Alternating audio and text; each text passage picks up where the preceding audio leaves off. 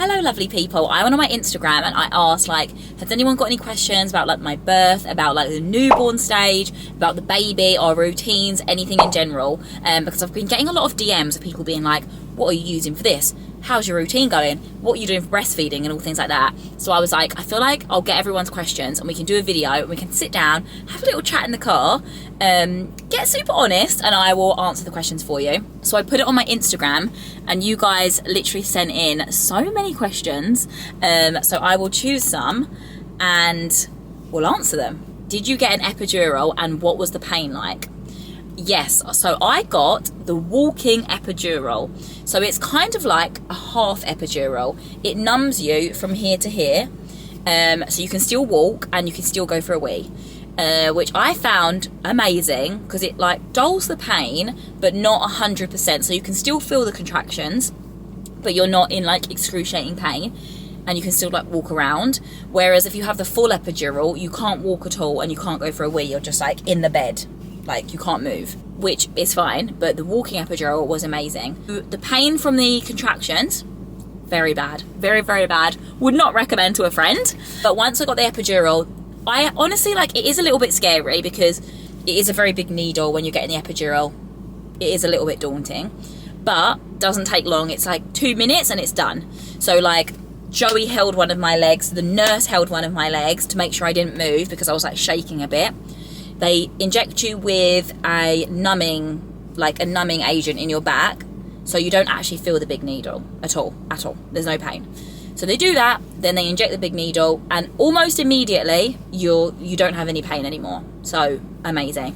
Honestly, next time I feel like I'm just gonna get that straight away instead of waiting like 35 hours in agony and then getting it. How much weight did you gain and lose after giving birth?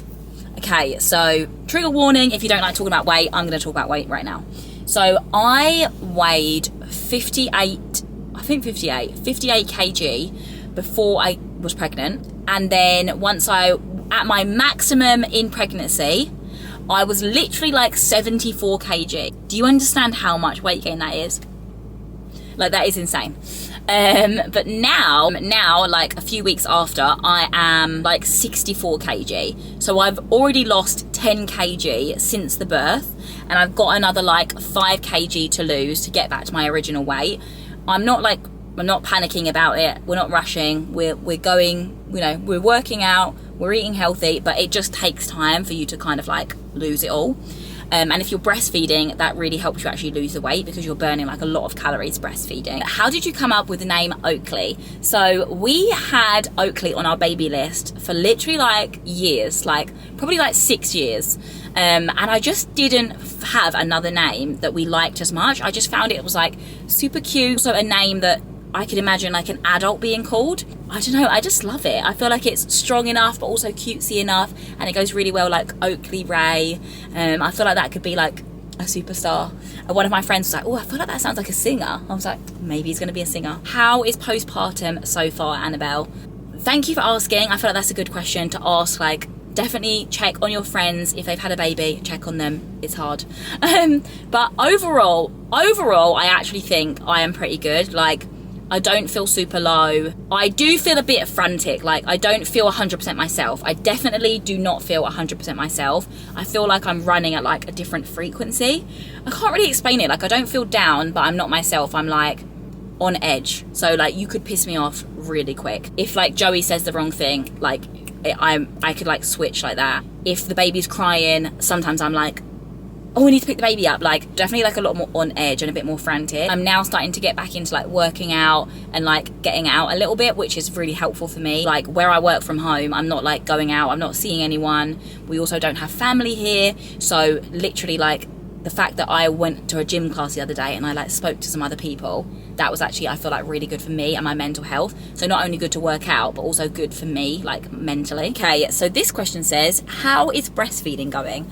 I actually don't even know if I said on the internet that I am breastfeeding, but I am breastfeeding. If you're breastfeeding or if you're not breastfeeding, that is totally your choice. You don't have to breastfeed. I decided to breastfeed. I've actually found it like much easier than getting all the bottles ready and stuff, because doing all like cleaning, sterilizing, keeping on top of that is like a full day job in itself. With the breastfeeding, you're just kind of like put the baby on and you crack on. But it is very draining. You can literally feel the energy draining out of you as you are feeding the baby, and you are like on demand all the time and nobody else can help you. I haven't been getting like extra sleep and like it's like, oh, you go and do a bottle, because I'm not doing that. So nobody tells you as well is that they'll say like you feed the baby every 3 hours, but that's from the start of the feed. So you start feeding them, it takes like half an hour to feed them, then it takes like however long to put them to sleep, and then you've got like 2 hours and you've got to start feeding again, and like 2 hours goes like that, so you just feel like you're constantly feeding. I am doing breastfeeding and it has actually been going really well. The nurses in the hospital though, they helped me to like know how to do it, and if they hadn't have helped me, I definitely wouldn't have known what I was doing, because it's definitely not like super easy. You don't just know what you're doing, it is a little bit hard. So now I'm used to it, it's all good, but it's been going really, really well. And I'm also trying to like pump and do a breast, like an expressed bottle before bed, so I can give him a big bottle and I know how much I'm giving him. Is a lot of faff to like keep up with pumping. So like you're feeding, then you've got to pump, then you've got to clean the pump, then you've got to clean the bottles. You're like, oh my gosh. Congratulations. How did you cope with the sickness? Please let me know. I've got HG and it's killing me. When I say this pregnancy sickness nearly killed me, it nearly killed me. So I was actually sick the full 9 months of my pregnancy. Let's just let that sink in. So after like the first trimester, everyone would be like, the first trimester you'll be good, and then it'll be like 20 weeks and you'll be good, and I never was good. So I was sick from the beginning all the way up until I literally gave birth. I was even sick in my labour, so like that is just so brutal. I had medication, so my doctor gave me medication. With the medication I would still be sick every now and again, but without the medication I would be sick like 3 times a day, and I couldn't move. I would be like fully seasick like all day. Sorry, my camera died, so it's probably in a little bit of a different setup, but we're good, we keep going. I actually didn't even get it diagnosed as HGV, but I'm pretty sure it must have been HGV, because if I didn't take medicine I was sick 3 times a day in 9 months, which obviously isn't normal. So yeah, I would assume I had that too. How did I cope? I took medicine. When I woke up, I did not get out of bed until I ate something. So I would have biscuits by my bed, or Joey would go downstairs and make me like cheese with like crackers with cheese on, or he would get me a croissant or something like that, and I wouldn't get out of bed until I ate something, because if I started walking around and moving, game over, like game over, I am going to be sick. I couldn't work out or anything like that. I just had to take it easy as much as possible. Please could you share your must-have baby items, especially for a newborn? I feel like I should do that as like a proper full video, and I should like go around my house, show you the items, like tell you how much they were, how much I'm using them, this, that and the other, what I'm loving, what I didn't love. I feel like that should be a whole video, so I will definitely do that for you. Is it best for someone with anxiety to have a natural birth with an epidural or a C-section? I guess I would say a natural birth with an epidural, because a C-section is obviously major surgery, and if you are someone who like panics, I feel like having the thought of that you're wide awake and you're literally being cut open and like, you know, your organs are getting taken out, we're taking the baby out, I feel like that is more like anxiety inducing than having a natural labour. But whatever works for you, because to be honest, what works for you might be, I know I'm going in at this time, I know that I'm going to have my planned cesarean section, I'm going to be in and out within like an hour in the operation, and the baby's going to be here. But for me, it was more anxiety inducing to think, oh my goodness, I don't want major surgery, like I really don't want to be cut open. But it depends how you feel about those things, I would say. But either way, you're going to be fine, you're going to smash it. How did you choose which hospital to give birth in? So in Dubai, oh my gosh. So in Dubai, you actually can like choose your hospital and go and view like the birthing suites and everything like that. We went and viewed King's Hospital and we went and viewed Mediclinic, because those seem to be the two popular. For a lot of people like Mediclinic, but for some reason we just majorly preferred King's. It had like a really like a nicer feel. It felt like warm in there. It felt like homely. When I saw my doctor there, she like sat and chatted with me. She didn't like rush me out of the appointment. She was like, she had time for me, and like, you know, it felt like she really cared, which is definitely something that you want. I saw your video on YouTube and I wanted to know why you wanted to avoid a C-section so much. So for me, it's a personal preference. Some people choose to have a C-section, but for me, I just could not see myself laying on the operating table and being cut open. because it is major surgery. Like, you go through like 16 layers or something like that. Like, it's no joke. And then they cut you open, take your organs out, take the baby out, and put you all back together. You can't drive for like several weeks after. You can't lift your baby. So that's a major thing as well. And if I could avoid that, that was something I'd like to avoid. Are you breastfeeding? Is it difficult? And do you manage to get enough sleep? So yes, I am breastfeeding, as I said. Is it difficult? It's not super difficult. I have actually managed to pick it up quite well, I think. Are you managing to get enough sleep with it? If you'd have asked me this a couple of weeks ago, the answer would have been no, absolutely not, hell no. But right now, it's getting much better. I'm managing to stretch out the feeds like for longer overnight, so I am surviving. But in those first few like newborn weeks, like week 1, 2, 3, I would be sitting there trying to feed the baby at night like this and thinking, how am I going to stay awake? But you have to stay awake because it's dangerous. Like, you can't be asleep and like holding your baby. So you are literally putting yourself like to the test, and it is a big struggle. It is so hard. Like, shout out to anyone who is like feeding their baby alone because you're breastfeeding and you can't kind of share it with your partner. It is so hard because you're on demand. Like, you're feeding this baby constantly. Once you push through, you come out the trenches and you're going to be good. Where did you shop for your baby's nursery? So we got all of the things from the nursery. Literally nearly everything is from Pottery Barn Kids. It is all amazing. It is stunning. The nursery is beautiful. But I will caveat, it is quite an expensive shop. So if that is something you can afford, amazing, go ahead, go and get it. It is literally beautiful. But if it's not, there is definitely plenty of places that you can get lovely baby's furniture and items that for like a lower cost. So don't think that you've got to go and spend that type of money on the nursery. You know, they're not even going to be in that nursery for the first 6 months. So don't stress if you're thinking, oh, I haven't got the money to spend on that. You don't need to, you're all good. But we did get our stuff from Pottery Barn Kids and we love it. How is changing and holding a newborn? That is actually such a good question, because some people, you've never really held and changed a newborn until you've had your own baby.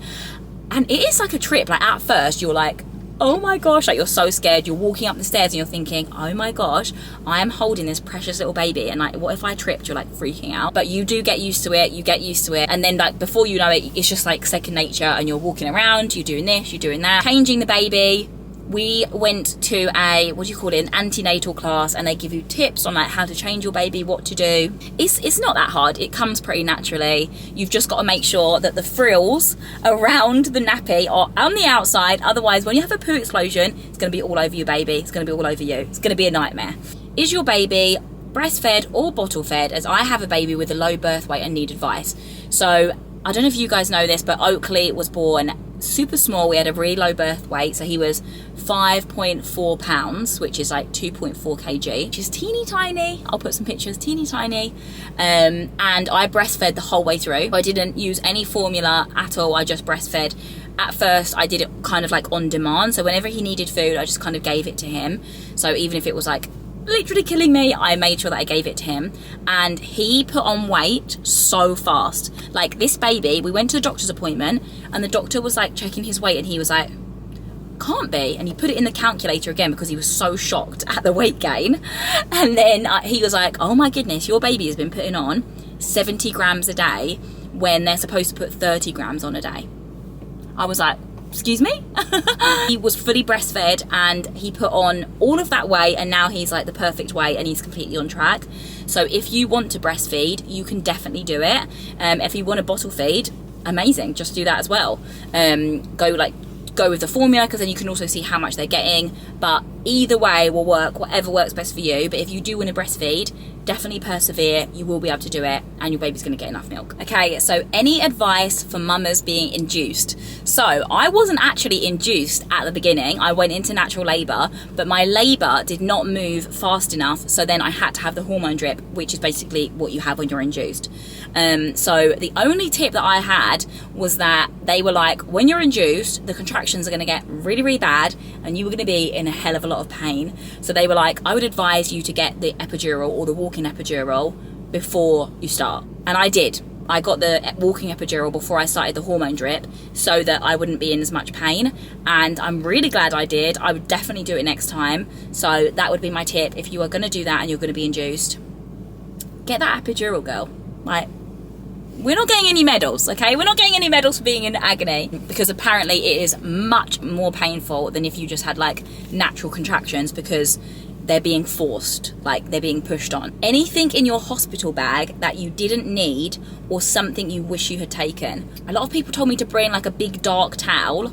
I didn't use that at all because the hospital provided all like fresh linen, fresh towels, all stuff like that. I bought my own little like birthing outfit instead of the hospital gown, and I didn't wear that. I didn't even get it out of my bag, because the hospital gown is best because the back's open.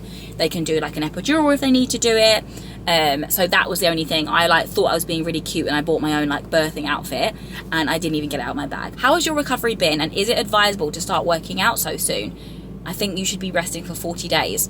So it's actually been a good few weeks since I've had the baby now, so I'm all good to work out. I started working out as soon as you were allowed to, because we have got a holiday, we've got a trip coming up, and I am trying to fit in my clothes. It's not working, but I am trying. Like I said, it is just good to go, for me, for my mental health, to go to my fitness class, have a little hour by myself, do my workout. But for me personally, I was okay, but yeah, check with your doctor when you're allowed to work out. My doctor like said it was fine. Can you tell us how much it costs to have a baby in a Dubai hospital, and how much is the insurance? Are they paying for it? So we have insurance, we have health insurance in Dubai, and as long as you've got a good health insurance, it will cover your maternity. So it will cover you having a baby, it will cover everything. So your scan appointments, your birth, your C-section, if your baby's in the NICU, your insurance is covering it if you've got a good level of cover. We didn't pay any money at all. Insurance completely covered it all, which is amazing, because the level of care is next level, and the fact that we didn't have to pay for that at all is unreal. Like, so happy about that. I wish that everybody got that everywhere in the world, because every mum deserves that level of care. We actually got given the VIP suite from the hospital, because I'm an influencer, because I'm a creator. They gave us the VIP room. So once we'd had the baby, we went into the VIP room. Basically just means you've got the same room as everybody else, but you've also got like a little sitting room attached to your room. So I think if you'd have paid for that, that would be an extra, like, I don't know if this is right, but like, I think it was 18,000 dirhams extra. I think that's how much it was, or 20,000 dirhams extra.